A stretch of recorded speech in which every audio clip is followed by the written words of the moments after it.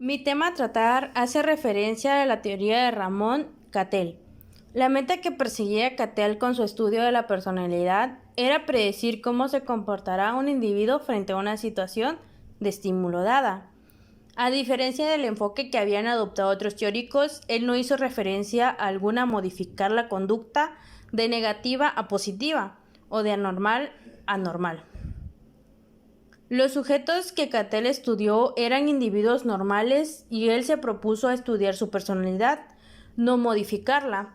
Estaba convencido de que sería posible o cuando menos desaconsejable tratar de cambiar sin saber de antemano lo que se debería transformar.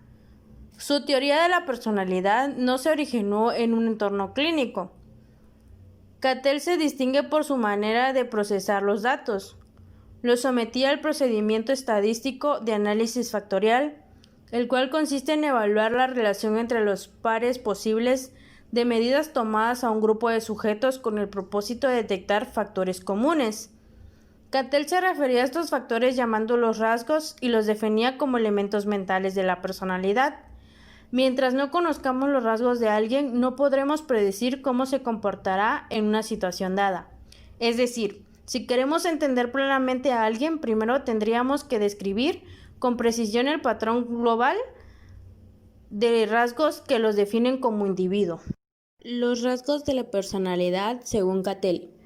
Cattell definió los rasgos como tendencias relativamente permanentes a ciertas reacciones que son las unidades estructurales básicas de la personalidad. Rasgos comunes y rasgos únicos. Cattell diferenció los rasgos comunes de los únicos. Un rasgo común es el que todos poseemos en cierta medida, por ejemplo, la inteligencia, la extroversión y la afiliación. Todo el mundo tiene estos rasgos, pero unos lo tienen mayor en medida que otros. Por ejemplo, puede ser que Yomara sea más inteligente que Kenia.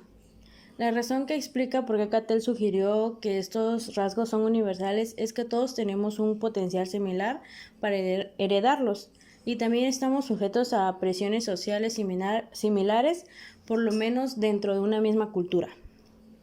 Los rasgos únicos o los aspectos de la personalidad que comparten con pocas personas más son rasgos que se manifiestan sobre todo en los intereses y las actitudes. Por ejemplo, alguien podría tener un enorme interés por la geología y otro podría estar apasionadamente interesado en las batallas de la guerra civil de Estados Unidos, en el béisbol o en las artes marciales chinas. Los rasgos de la capacidad. Estos determinan la eficiencia con la que podemos esforzarnos para alcanzar una meta.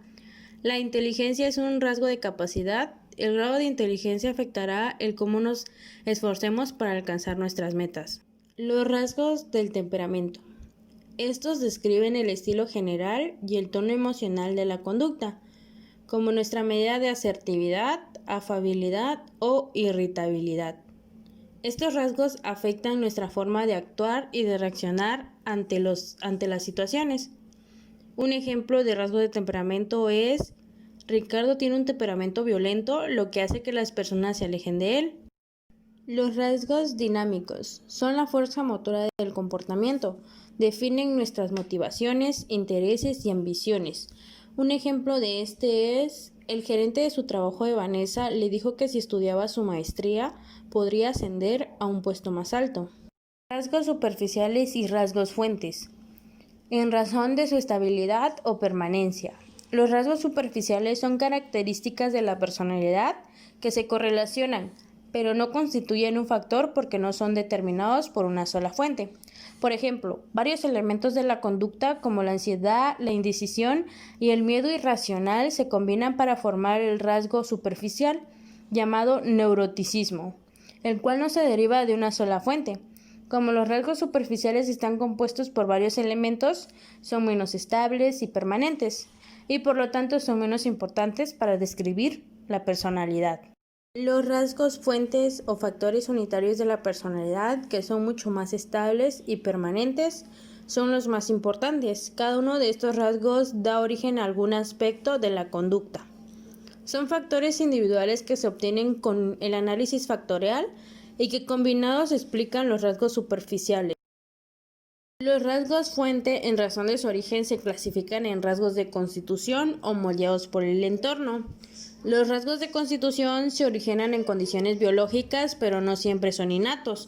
Por ejemplo, el consumo de alcohol puede producir conductas como la negligencia, la locuacidad y el farfulleo. El análisis factorial indicará si estas características son rasgos fuente. Los rasgos moldeados por el entorno provienen de las influencias del ambiente social y físico. Se trata de características y conductas aprendidas que imponen un patrón a la personalidad.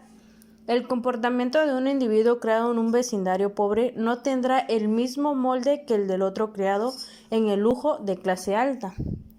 Un militar de carrera mostrará un patrón de conducta distinta al de un músico de jazz. Así, vemos que Cattell reconoció la interacción entre las variantes del individuo y las de la situación. Rasgos fuentes. Los factores básicos de la personalidad. Tras veintitantos años de muchas investigaciones empleando el análisis factorial, Cattell identificó 16 rasgos fuentes como los factores básicos de la personalidad. Estos factores se conocen más por la forma en que se suelen usar en una prueba objetiva de la personalidad, llamada Cuestionario de los 16 factores de la personalidad, como se muestra en la tabla. Cattell los presentó de forma bipolar, y como advertiría el lector, las características de la personalidad asociadas con los rasgos se expresan en las palabras que utilizamos en la conversación diaria, al describirnos y al describir a los amigos. El lector seguramente podrá decir de inmediato si su puntuación en estos factores es alta, baja o intermedia. Más adelante, Cattell identificó otros factores que llamó rasgos de temperamento, porque se relacionan con el estilo general y el tono emocional de la conducta. Por ejemplo, habló de excitabilidad, entusiasmo, autodisciplina, cortesía y seguridad en sí mismo. Rasgos dinámicos, las fuerzas motivadoras. Cattell definió los rasgos dinámicos como aquellos que se relacionan con la motivación, un tema importantísimo en muchas teorías de la personalidad.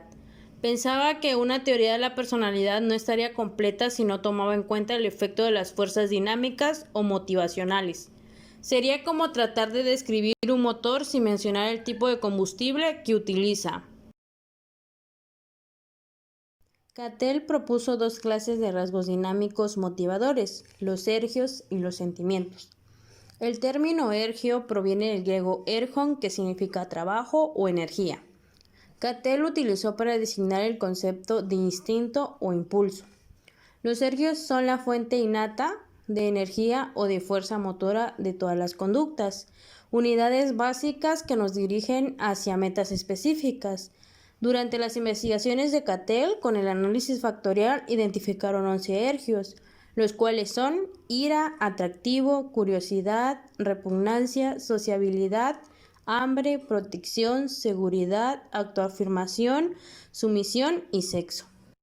El sentimiento es un rasgo fuente moldeado por el entorno, porque se debe a factores sociales y físicos externos. Es un patrón de actitudes aprendidas que se centra en un aspecto importante de la vida: comunidad, cónyuge, profesión, religión o afición. Tanto los ergios como los sentimientos motivan la conducta, pero entre ellos existe una diferencia esencial. Dado que el ergio es un rasgo constitucional, es una estructura permanente de la personalidad, se puede fortalecer o debilitar, pero no desaparece. En cambio, con el sentimiento es resultado de aprendizaje, se puede desaprender o desaparecer, de modo que deja de ser importante para la vida de una persona. Actitudes. Cattell definió las actitudes como los intereses, las emociones y las conductas que dirigimos a una persona, objeto o hecho. En su aplicación del término no se refiere exclusivamente a una opinión en favor o en contra de algo, que sería la acepción que comúnmente adjuntamos al término actitud. La definición que propone es mucho más amplia y abarca todas las emociones y los actos referentes a un objeto o situación. Subsidiariedad, el cual significa que en la personalidad algunos elementos son subsidiarios o subordinados de otros. Las actitudes son subsidiarias de los sentimientos y esto lo son de los ergios. Cattell describió estas relaciones en un diagrama que llamó rejilla dinámica, como el que se muestra. Las fuerzas motivadoras de los ergios se colocan a la derecha. Los círculos en el centro del diagrama indican los sentimientos. Nótese que el sentimiento está subordinado a una o varios Sergios. Las actitudes se colocan a la izquierda y denotan los sentimientos del individuo y su conducta frente a un objeto. El sentimiento de uno mismo. Un sentimiento dominante llamado sentimiento de uno mismo organiza el patrón de los que caracterizan a una persona. El autoconcepto que se refleja prácticamente en todas sus actitudes y acciones. Ese sentimiento proporciona estabilidad, coherencia y organiza a los rasgos fuentes y está vinculado con la expresión de los sergios y los sentimientos. Es el último de los sentimientos en alcanzar el nivel pleno de desarrollo. Contribuye a satisfacer los rasgos dinámicos y por lo tanto controla todas las estructuras de la personalidad. Influencias de la herencia y del entorno. Cattell tenía un enorme interés por las influencias relativas que la herencia y el entorno tenían en moldear la personalidad. Investigó la importancia de ambas comparando estadísticamente las semejanzas encontradas entre gemelos que habían sido criados en la misma familia, entre los que habían criado separados, entre hermanos no gemelos educados en la misma familia y entre hermanos no gemelos criados en forma separada. Esto le permitió determinar la medida en que las diferencias de los rasgos se podían atribuir a factores genéticos o ambientales. Los resultados de sus análisis indicaron que la herencia desempeñaba un papel central en el caso de algunos rasgos. Por ejemplo, los datos sugieren que el 80% de la inteligencia factor B y el 80% de la timidez frente a la audacia factor H se deben a factores genéticos. Cattell llegó a la conclusión de que en general una tercera parte de la personalidad tiene origen genético y 2/3 partes dependen de factores sociales y ambientales. Cattell planteó 6 etapas del desarrollo de la personalidad a lo largo de toda la vida. La primera es la infancia, que abarca desde el nacimiento hasta los 6 años. Es el principal periodo formativo de la personalidad. Los padres y los hermanos, así como las experiencias del destete y el control de esfínteres influyen en el niño. Las actitudes sociales se desarrollan al mismo tiempo que el yo y el superyo. El sentimiento de seguridad o de inseguridad, las actitudes hacia la autoridad y una posible tendencia al neuroticismo. La segunda etapa es la etapa de la niñez formativa de la personalidad. Esta abarca de entre los 6 y 14 años. En esta existen pocos problemas psicológicos. Es un periodo que marca el inicio de una tendencia a independizarse de los padres y a identificarse más con los coetáneos.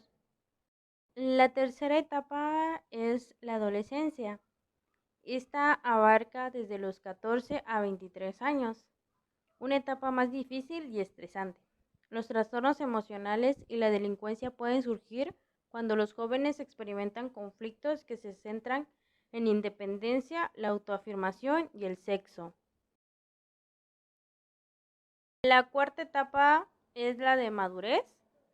En esta se extiende aproximadamente de los 23 a los 50 años. Esta suele ser una fase productiva y satisfactoria en lo tocante a la carrera, el matrimonio y la vida familiar. La personalidad se vuelve menos flexible que en las etapas anteriores, por lo cual la estabilidad emocional mejora. Cattell observó pocos cambios en los intereses y las actitudes durante este periodo. La quinta etapa es la de madurez tardía, que abarca entre los 50 y 65 años. En esta se dan cambios de la personalidad frente a los tipos físico, social y psicológico. La salud, la fuerza y el atractivo físico posiblemente disminuyan, de modo que se vislumbra el final de la vida. Durante esta fase se reexaminan los valores propios y se busca un nuevo yo. La última etapa, que es la vejez, se hace ajustes entre varias clases de pérdida, fallecimiento del cónyuge, de parientes y de amigos. La jubilación pone fin a la carrera profesional, se pierde el estatus en la cultura que rinde culto a la juventud, sobreviene un sentido generalizado de soledad e inseguridad. Cuestiones relativas a la naturaleza humana. La definición de personalidad nos permite conocer el concepto que Cattell tenía de la naturaleza humana. La personalidad es lo que nos permite predecir lo que un individuo hará en una situación dada. Una conducta debe ser legal y ordenada para poder considerarse predecible. Por ejemplo, un cónyuge predice con bastante exactitud lo que hará su pareja en una situación porque su comportamiento siempre ha sido ordenado y congruente.